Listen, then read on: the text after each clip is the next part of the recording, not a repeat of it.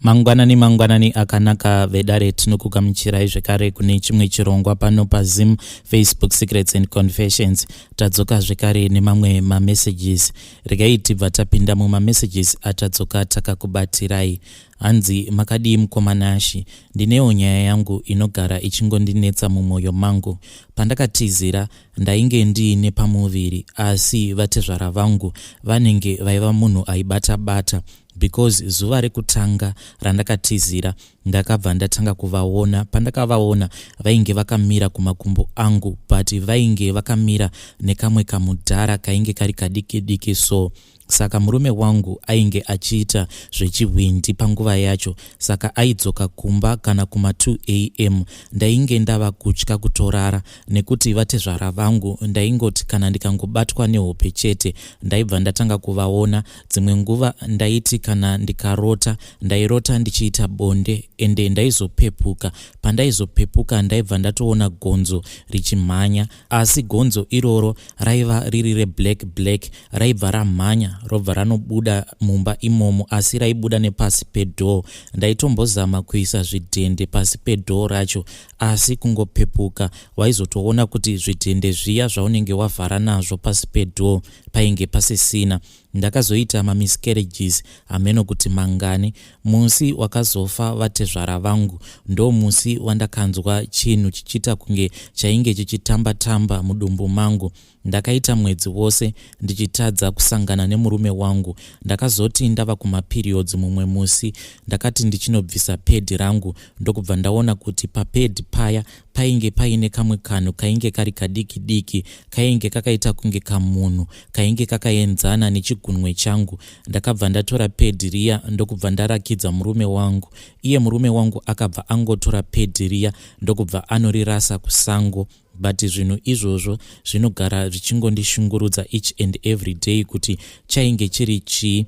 Asi kana ndikada kumurangaridza nenyaya iyi, iye anobva atsamwa, anongoti kwandiri chingotenda Mwari kuti takazokwanisa kuita vana.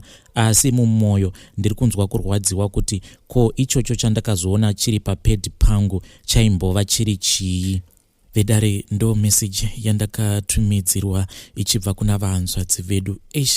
Zvakaoma hazvo vedu we, hanzi spiritual babies. Ngatitaurei navo mucomment section. Regai tibva taenda panyaya yedu inotevera. Nyaya yedu inotevera yakamira sekudai. Hanzi hello mukomanashi, please post for me. Ndauyawo kuzoreurura kuti inini ndakachekeresa mutwini wangu kuti ndinge ndichikwanisa kurarama upenyu hunenge huine zororo mukati handichakwanisi, nekuti kuti ndinge ndichitsikirira mweya wake pari kudiwa ropa remutorwa. Ndakamboendawo kumwewo ndikabva ndamboshandurirwa mhiko dzacho kuti ndinge ndichichekeresa umwe weukama, asi takazoti taviga mukoma wababa ndikabva ndaona kuti zvinhu izvi zvandainge ndakaenda kunoita hazvishandi, nekuti usiku hwacho uo watakaviga bangukuru ndakangokaruka ndabva apo painge paine vamwe vanhu, sezvo isusu veukama tainge tichiri takangoungana. Ndakazongokaruka ndagara paguva rabangukuru vangu, apa ndainge ndisina kana kupfeka chii. Kuti ndinge ndichisimuka kubva paguva ipapo ndaitadza, ndaita kunge munhu ainge akagarwa nezidombo rainge richirema. Ndakagara paguva ipapo kusvika kunze kwava kunoedza, ndo pandakazosunungurwa ndakadzokera mumusha. Ndakati ndadzokera mumusha ndainge ndisina kana kupfeka chii zvacho. Ndakabva ndasvika ndikabva ndangonanura imwe hembe iyo yainge iri pawaya, asi raiva riri drezi revamwe vatete. Ndokubva ndatora drezi riya ndikabva ndapfeka. Ukuwo mudzimai wanguwo munhu wekuti anoziva zvese zvinenge zvichiitika, saka paakaona kuti ndainge ndava kusabatika pafoni ainge atoisa dzimwe nhumbi dzangu mumotikari negumbeze, asi ndainge ndanyanyisa kupindwa nechando. Kunyangwe pandakambozama kuti ndinge ndichibatidza AC yemotikari ndaingonzwa kuti still ndiri kungopindwa nechando, ndainge ndingori chando chega. Takazomukira mangwana makuseniseni tikabva tadzokera kunotarisa apo patainge taviga bangukuru. takati tichinosvika paya paguva rabangukuru, guva racho rairakidza kuti pane zvainge zvaitika pariri, asi zvose izvi zvainge zvingori mumaziso mangu. Hakuna umwe zvake weukama aikwanisa kuona zvese zvainge zvakaitika, kunyange mudzimai wangu anotoziva mishonga yose nemhiko dzose dzandakabata. Hapana kana chaakakwanisa kuona kuti chainge chaitika paguva rabangukuru. Takazoti tava munzira kubva kumusha, ndipo pandakazomuudza zvose zvainge zvakaitika. Iyewo akabva ati, but wani, guva ranga richirakidza kuti hapana kana chainge chakamboitika pariri. Then ndakazotanga kumuudza zvese zvandainge ndakaita paguva rabangukuru. Ndakazodzokera kumusha ndikabva ndanodzura munyemba wainge wadzvarwa paguva naamai guru. Chakakonzeresa kuti ivo amai guru vange vachinodzvara munyemba iwowo inhau yekuti amai guru vainge vava kurota bangukuru, asi panguva yacho bangukuru vainge vachiri munyoro, vaisakwanisa kududzira zvose zvainge zvakaitika pavari.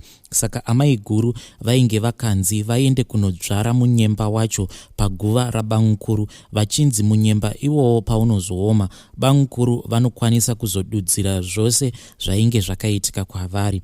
Amai guru vakati vachingodzvara munyemba iwowo, inini kusaidi kwangu ndakabva ndaudzwa zvose zvandaifanira kuti ndinge ndichizoita pamunyemba iwowo wainge wadzvarwa naamai guru. Saka pandakaenda ndichinochekeresa hanzvadzi yangu, ndainge ndakanzi ndinofanira kuuraya huku, asi huku iyi yandakazouraya ndakaita zvekuidimbura mutsipa, kwete nebanga kana kuti mazino, asi huku iyoyo yandainge ndapiwa ndakangoibata musoro wayo ndokubva ndangoita zvekuibvarura mutsipa. Ropa racho ndikabva ndatanga kuchingidzira mune kamwe kadengu kandainge ndapiwa. Saka mukomanashi, kadengu ikako pakafiwa mumhuri kanobva katanga kusina ropa.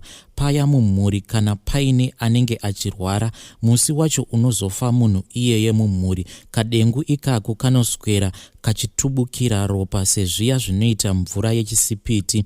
Then zvandiinazvo zvinobva zvatanga kunwa ropa iroro. Saka pacho pandakazodhiraivha ndichienda kumusha, ndainge ndiinako kadengu kangu mumotikari, ndikabva ndanodzura munyemba uya wainge wadzvarwa naamai guru paguva rabangukuru, ndikabva ndadira ropa iro rainge riri mudengu, ndokubva pamera umwe munyemba, asi munyemba uyu wainge uri wekurasisa mweya wabangukuru. Asi dambudziko ravapo nderekuti vari pasi vacho vawandisa, ende zvimwe zvacho zvinodiwa kuti vari pasi varambe vari pasi hazvigoneki. Zvimwe zvacho zvinenge zviine kakupara mhosva mukati. Saka ndinonzwa kuti ndiri kutsva kumusana nepadumbu. Seipapa ndanga ndanzi kana ndikatendedza kuti zvinhu zvangu izvi zvandiinazvo zvinge zvichizvarana, zvinokwanisa kuzorwisa mweya yeava vakafa, kana kuti ndikawana dehenya remunhukadzi, asi munhukadzi uyu ndinofanira kunge ndisina ukama naye. Munhu iyeye kana akafa rufu runenge ruchirwadza, shungu dzake dzinokwanisa kuzorwidzana nemweya yevafi. Pari zvino mukomanashi handione ndichikwanisa izvozvo, uye pandakabvarura huku iya ndakabva ndatemererwa nyora nechepachesti pangu apa. Nyora idzodzo ndidzo dzinondibatanidza kuzvinhu zvangu. Ndine chikono nechikadzi, ndareurura mukoma. Vedare ndo message yandakatumidzirwa namukoma vedu, hanzi ndareurura vedare, please ndibatsireiwo. Apa zvinhu izvi hanzi zviri kuda kutozvarana, kana zvikawanda zvinokwanisa kurwidzana nemweya yeava vakafa.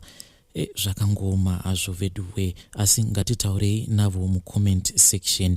Regai tibva taenda panyaya yedu inotevera.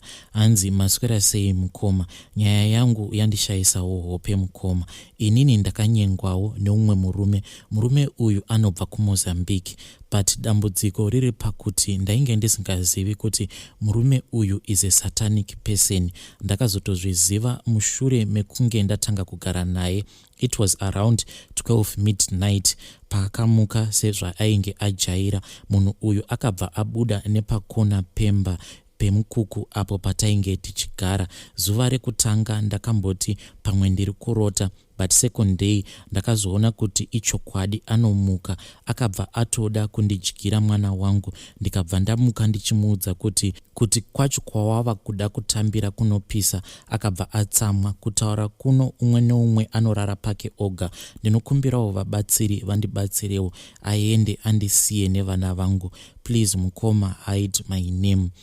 Vedare ndo message yandakatumidzirwa ichibva kuna vahanzvadzi vedu. I had asked her kuti vange vachiuya kuWhatsApp hoping kuti kana pakazouyawo vanenge vachida kuvabatsira ndinobva ndashare madetails avo, but kubva musi wavakanditumidzira message iyi kuFacebook mamessages angu havasi kuresponda. Vanzvadzi, kana makateerera chirongwa chino, please respond to some of my messages. I will leave my number kuinbox kwenyu. Regai tibva taenda panyedu inotevera. Hanzi hello mukoma, please post for me. Inini ndine nyaya yangu. Zvinhu hazvina kana kumira mushe henyu. Handina vabereki, ndakadanwa kuno kuSouth Africa. Munhu wacho ainge akandidana ainge akanyepa kuti kuno kuSouth Africa kune basa.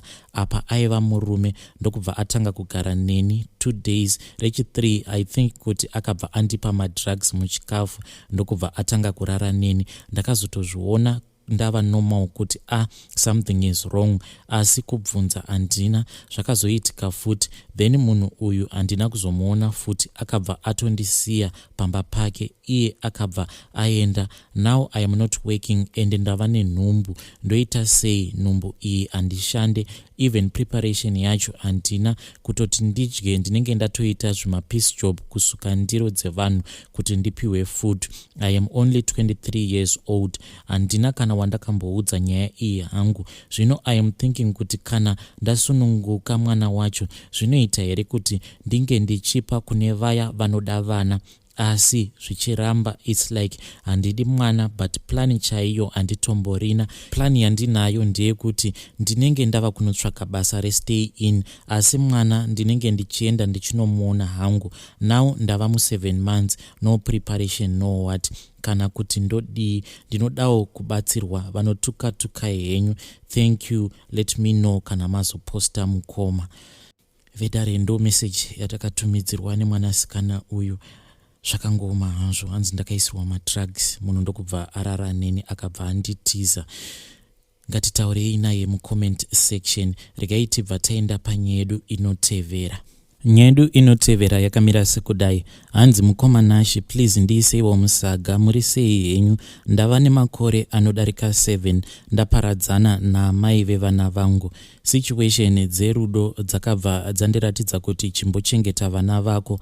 Hongu vekufara navo varipo, but kuti nditi this one is for me, Now Sawira best friend akaparadzana nemukadzi wake eye ago. Vasati varambana ndaitomboendako ndichinovagadzirisa kuti vasarambana. Ndaitomuudza kuti don't make a mistake yandakaita yekuramba amai vevana. Chero ahure sei zamai kuti munge muchingogadzirisana. Kunze uko kune mabhinya akavhiringwa pfungwa, kune madhiniwe out there. It's either you are with her, either you naye, or vana will suffer. Zama kuti unge uchigadzirisana nemudzimai wako. Asi sezvisinei vakazosvikawo pakurambana. Now mukadzi wasawira ava kuti I am ready kundogara kumba kwako. Kugara usina murume hazvina kana chiremera. Hatigari hedu guta rimwe oro kumusha kumwe, asi vana vedu vanotozivana uye tese tinozivirana kumisha. Sawira tinototaurana. Kana ari Sawira wangu tinototaurirana paWhatsApp here and there. Tava ne2 years tisati tasangana because of work. Nyaya yangu inoti ndotora here mukadzi waSawira. Ndakamuudza kuti azviite kuti tinge tichidanana zvinobva zvabvisa chimiro kana vanhu vakazozviziva kuti iwewe neni tava kudanana, uye iwewe unenge unoda kurwadzisa murume wako nekudanana neni. Iye anoti handina kubvisa munhu pamurume wake, uye imimi how many times murume achienda nana marketing achidzoka. Iko zvino it is more than a year. Ndakabva ndamuti chimbotsvakawo umwe, not me. Hanzi ndeve kupedza nyota. Ndava kuda imimi nekuti ndinoziva hunhu hwenyu. Ndoita zvekuita sei nai hama. Hanzi zano pangwa uine rako. Vedare ndo message yandatumidzirwa namukoma vedu. Pakaipa asi ngativapeiwo advice mucomment section. Regai tibva taenda panyedu inotevera. Nyedu inotevera yakamira sekudai. Hanzi, hello, please hide my identity. Ndiri musikana ane 20 years dzekuberekwa. Nyaya yangu yakamira yakadai. Ndakakura ndichigara nababa vangu namama. Ndini ndega mwana mufamily medu. My mom, Vangu, ndakazvarwa vakabva vaita problem yechibereko and she can't give birth anymore. Baba vangu vaindida a lot. Since ndiri mudiki, he did everything for me. Vainditora, vainda neni. Sometimes we would go kuma movie houses. Most of the time, ndaingospenda nguva yangu nadhidhi vangu. Chero homework ndaitoitiswa nadhidhi vangu. I was not that close to my mom because I said to myself, mom is not as interesting as daddy. When I was 18 years, pa birthday rangu daddy vangu vakabva vanditengera my first car. I truly loved that car and none of my friends had that kind of a car, but ndaishaya kuti ndoita sei. So ndakati ndichimuka musi webirthday rangu, daddy vangu ndakabva ndaona kuti mumba mangu vainge vazadza maflowers angu, vainge vadecorata. It was so nice. I actually appreciated it. Later on, takazoenda out na mama na daddy, ndokubva tatanga kunwa doro. So tazodzoka, I don't know kuti ndainge ndichidei downstairs, but ndakati ndava kudzoka upstairs ndokubva ndasangana nadaddy vari pamasteps. Daddy vakabva vatanga kutaura neni until tazoenda kubedroom kwangu. Daddy vangu vakabva vavhura door ndokubva vandipa hug vachinditi happy birthday my daughter. Vakabva varamba vakandipa hug. I don't know if I was drunk kana kuti there was something zvainge zvaitika pakati pangu nadaddy, because on that day daddy vangu vakabva vandibata chibharo ndo vakabva vatondibvisa umhandara.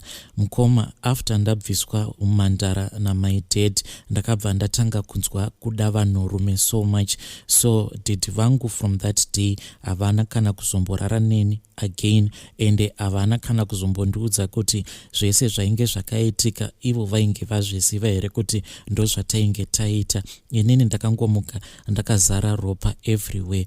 But from that day, ndakabva ndatanga kungoboekana, ndikabva ndatanga kuvenga my dad so much. Ndaigara ndichingofunga kuti ndovauraya sei daddy vangu. Ndainge ndava kuda kungosara ndiri inini namama because daddy vangu vainge vava kundipowa. Then there was another day pandakazotenga rimwe drug ndikabva ndaisa mudoro ravo. Drug iroro ndakangoita zvekungoritenga online. Ndariverenga kuti kana munhu ukaita overdose unokwanisa kufa. When those pills got delivered kumba kwedu, ndakabva ndamatora mapills iwawo ndikabva ndamakrasha ndikabva ndamaisa muwaini yadaddy. One day ndakazona daddy vakagara pasi vachinwa waini iyoyo ndokubva vazotanga kurwara like vainge vaita overdose. But pavakaendeswa kuchipatara asi daddy vakabva vapora, havana havo kufa. I do regret sometimes kana ndikatarisa daddy vangu ndinonzwa ndichivanzwira tsitsi, asi most of the times ndinonzwa ndichivavenga. And I don't want to report daddy vangu nekuti ndinotya kuti mama vangu vanozorwadziwa kuti vakafind out kuti ndo zvandakaitwa nadaddy, kuti daddy vakandibata chibharo. Now I am losing control mukoma. I love boys so much. Nguva zhinji ndinenge ndichingofunga kuti dai ndava nemunhurume paside pangu. Chinondirwadza ndechekuti ivo daddy act as if he doesn't know kuti ndo vakandibvisa umhandara wangu. That is my story mukoma Nash. Vedare, that was a message yandakatumidzirwa nemwanasikana uyu. Zvakangoma hazvo veduwe, kubatwa chibharo kauku. Hanzi ndinotya kuripotera daddy because it will break my mother's heart. Vadiwa vateereri ngatitaurei naye mucomment section. Ndo messages andakakubatirai awa. Ngatisanganei zvekare mune zvimwe zvirongwa zvinotevera.